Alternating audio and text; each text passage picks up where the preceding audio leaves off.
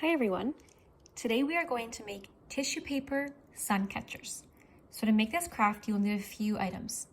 First, you'll need a piece of wax paper. I've actually got parchment paper here too, so that can also work. You will need some glue and a paintbrush. And you'll also need some tissue paper. So I've got a few different colors here. I think my colors are very springy because I am ready for some nice spring weather. And finally, you'll want a pair of scissors.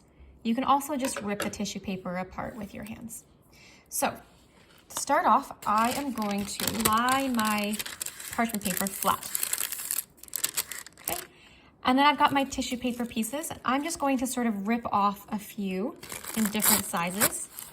If you want to be exact, you can use scissors as well. Okay, so I've got my pile of different colors here. And then I'm going to water down my glue a little bit, just so it's not quite as thick. So I've already done that here. I used about 1 part glue to 1 part water, just to make it a little more watery. Okay, so I'm just going to take my first piece of tissue paper, lie it wherever I'd like, and then I'll grab my glue and get to work. Now, if you're on a table or something, you might want to put something underneath of your wax paper just so it doesn't bleed through onto the other side, and put some glue on your nice table.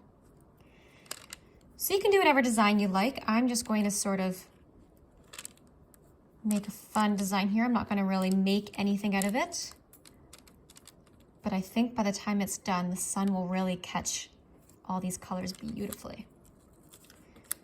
I'm just going to keep going. It doesn't matter how many pieces you use or how big your piece of wax paper is. You can make this as small or as large as you'd like. Now I've decided I want to do a little bit of overlapping with my tissue paper too. So you can see that I put my blue a little bit on top of the pink. You can do that, or you can leave spaces. So I'm just going to keep going here.